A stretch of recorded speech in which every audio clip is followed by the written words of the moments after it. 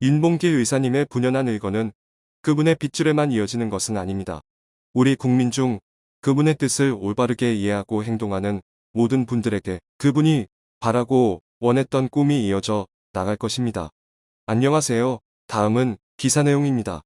여러분은 혹시 4월 29일이 어떤 의미가 있는 날인지 알고 계신가요? 이날은 중국 국가 지도자 장제스가 중국의 100만 대군도 못한 일을 조선 청년이 해냈다고 칭송한 윤봉길 의사의 상하이 의거일입니다. 일본의 중국 침략 전쟁인 만주사변이 일본의 승리로 끝나자 아시아의 평화를 위협하는 일본 제국주의의 위세는 절정에 달했습니다. 1932년 4월 29일 일본군은 패배한 중국에 모욕을 주기 위해 중국 상하이의 홍커 공원에서 전쟁 승리를 기념하는 행사를 성대하게 개최합니다.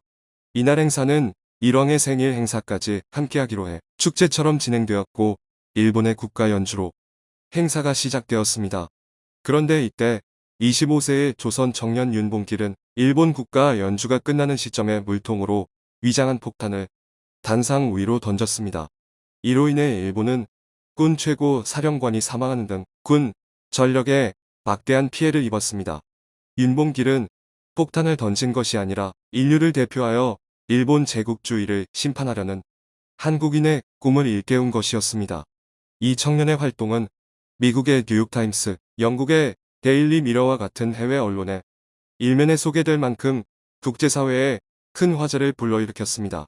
특히 영국의 한 언론은 윤봉길의 상하이 의거에 대한 기사에서 일본은 한국을 식민 지배하는 동안 경제적, 행정적으로 발전시켰다고 말하지만 한국인들은 일본을 좋아하지 않았다라고 소개하는 등 국제사회에 그동안 일본이 일방적으로 선전했던 한국 지배에 대한 왜곡된 주장을 바로잡는데도 큰 공을 세웠습니다. 상하이 의거를 두고 당시 중국의 지도자 장제스 총통은 중국의 100만 대군과 4억 중국인도 하지 못한 일을 조선 청년 한 명이 해냈다며 윤봉길 의사를 극찬했다고 전해집니다. 이후 중국은 대한민국 임시정부에 막대한 후원을 하기 시작했고 장제스 총통은 1943년 11월 카이로 회담에서 연합국을 설득하여 한국을 독립시킨다는 특별조항이 카이로 선언에 들어가는 것을 지지했습니다. 윤봉길 의사의 의거는 대한민국 독립의 시작점이라고 볼 수 있을 정도로 큰 의미를 갖는 사건이었던 것입니다. 심지어 일본 내무성이 작성한 문서에는 홍커 공원 의거에 관해 윤봉길 의사가 남긴 당당한 꿈이 기록되어 있습니다. 현재 세계 지도의 한국은 일본과 같은 색으로 표기가 되어 전 세계인은 한국의 존재를 아무도 인정하지 않는 상황이다. 따라서 한국을 세계인의 머릿속에 강력하게 새겨넣는 것은 장차 우리의 독립운동에 관해서 결코 헛된 일이 아님을 믿는다. 윤봉길 의사의 홍커 공원 의거는 단순히 일제의 폭탄을 던진 사건이 아니었습니다. 세계인의 머릿속에 한국은 일본의 식민지가 아니며 한국은 분명 우리만의 정체성을 가진 국가라는 것을 알리기 위해 치밀하게 계획하여 실행한 의거였던 것입니다. 그리고 윤봉길 의사의 꿈은 그저 꿈으로 끝나지 않았습니다. 미국의 뉴욕타임스, 영국의 데일리 미러와 같은 해외 언론에 소개되어 일본의 식민지배가 마치 조선이 원해서 된 것이냐 가짜뉴스를 퍼뜨렸던 일본을 당황하게 만들고 세계에 일본의 식민지배 부당성을 알리는 중요한 사건이 되었던 것입니다. 그런데 일본의 역사 왜곡은 지금도 여전히 현재 진행형입니다. 일본 자민당의 역사 왜곡은 더욱 더 심각해지고 있습니다. 최근 일본의 고등학교 2학년 이상이 배우는 역사 교과서 14종을 확인한 결과 원래 교과서 신청본에 있던 강제연행이란 표현이 검정 과정에서 동원이나 징용으로 수정된 것을 발견했습니다. 또 일본군 위안부 동원의 강제성과 당시 일본군의 관여를 인정한 고노 담화에도 등장하는 종군 위안부라는 표현은 일본 정부가 사실상 사용을 금지하면서 일본 학생들이 배우는 교과서에서 아예 사라져 버렸습니다. 더구나 독도에 대해서는 일본 고유의 영토라거나 한국이 불법 점거하고 있다는 등 일본 정부의 부당한 영유권을 주장하는 기술이 강화됐습니다. 역사 교과서는 잘 아는 청소년들의 역사관, 세계관을 형성하는 중요한 자료입니다. 그런데 이런 교과서를 통해 침략의 역사를 부정하고 거짓말을 가르치고 있는 것인데요. 사이버 외교사절단 반크는 이대로 있어서는 안 된다고 판단하고 일본의 역사 왜곡을 국제사회에 고발하는 포스터를 한국어, 영어, 일본어로 제작해 소셜미디어 SNS에서 배포하고 있습니다. 이 포스터에는 다음과 같은 내용이 담겨 있습니다. 학생을 군인으로, 학교를 군대로 만드는 일본 교과서, 역사 왜곡, 우리가 막아야 합니다.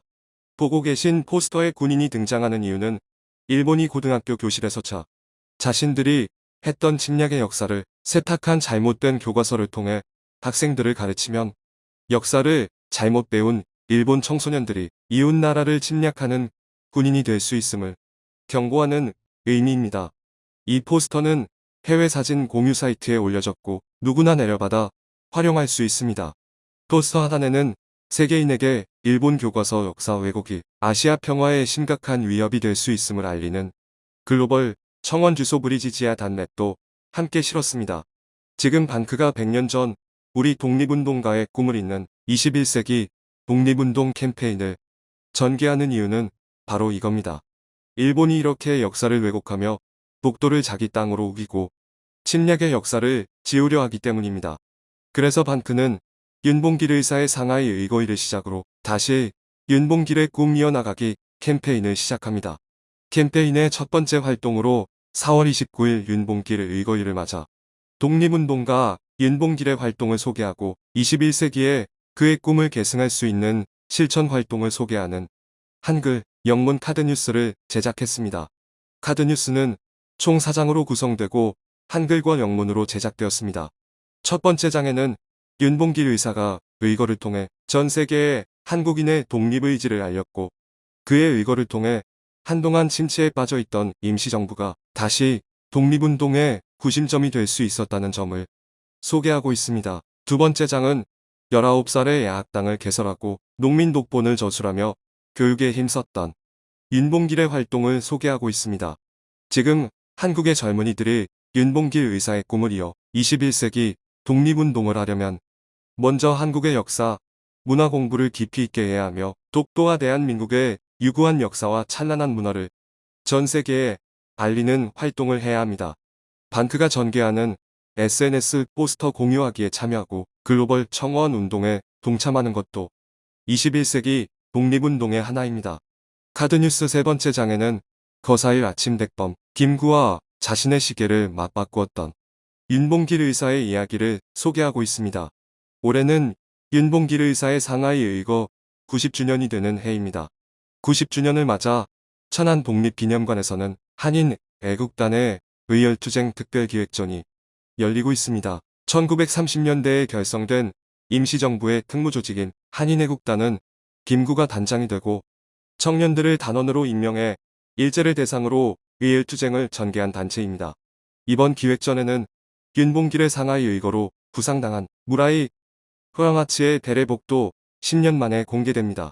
이 자료는 1992년 윤봉길의 상하이 의거 60주년을 맞아 무라이의 후손 무라이 치토무가 독립기념관에 기증한 자료입니다. 1932년 4월 29일 윤봉길 의사가 목숨을 걸고 폭탄을 던진 이유는 전 세계에 한국의 상황을 바로 알리고 일본의 만행을 고발하기 위한 것이었습니다.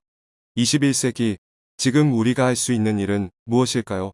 그것은 여러분도 전 세계 1억 한류 팬들에게 한국의 역사를 바로 소개하고 일본의 교과서 왜곡을 고발하는 글로벌 캠페인을 알리고 윤봉길 의사에 관한 카드뉴스를 다운받아 여러분의 지인들과 해외 한류 팬에게 전달해 주시는 것입니다. 청중의 일부 의견. 같은 한국인인데 누구는 사형당할 걸 알면서도 자기 나라의 자존을 지키기 위해 위대한 거사를 하는데 그 역사가 엄연히 존재하는데도 이 시기 자신의 영화만을 생각하며 원수 나라인 일본에 빌붙는 것들도 있다. 한국인이라면 그런 것들을 죽이진 못해도 독하게 저주하는 마음은 반드시 가져야 된다. 그것은 우리나라의 미래를 위해서만이 아니다. 짐승이 아닌 사람이라면 그 정도 정의감은 당연히 가져야 되기 때문이다. 정말 가슴이 뭉클해집니다. 그분들이 있었기에 지금 우리나라가 있는 겁니다. 윤봉길, 안중근, 유관순, 김구. 수많은 영웅들의 꿈을 우리가 이뤄나가야 합니다. 그 길이 순탄하지는 않습니다. 온전히 친일 정산을 하지 못한 우유부단함에 아직도 내부가 하나가 되지 못하고 정신적으로 일본에 종속된 자들이 기득권을 형성하고 있는 것이 현실입니다. 정치에 지속적인 관심과 올바른 역사교육이 필요합니다. 우리 민족 그렇게 하찮은 민족이 아닙니다. 퇴원합시다. 우리나라도 나이에 따라 계급마냥 서열 나누기는 지양해야 합니다. 일제마냥 사회가 군대가 되어버렸습니다. 조선시대도 신분제사회지 나이로 서열 나누지는 않았습니다. 김구가 과연 진정한 애민 정신이 있었는지는 아무도 모르지. 정치 권력의 추종자였을지도. 진정한 애민 정신 정치인은 세종대왕. 참 웃긴 게 전쟁 범죄는 일본이 저질렀는데 그대한 범죄 책임 처벌은 한국 한반도가 다 감당했지. 둘로 쪼개져 남한은 이승만, 북한은 김일성, 한반도가 분단되지 않았으면 이승만, 김일성도 존재하지 않았다. 그런데 미국이 한국 인정을 싫어한 원인이 된 것. 서구 열강의 식민지 쟁탈에 찬물을 끼얹은 거죠. 시청해주셔서 감사합니다.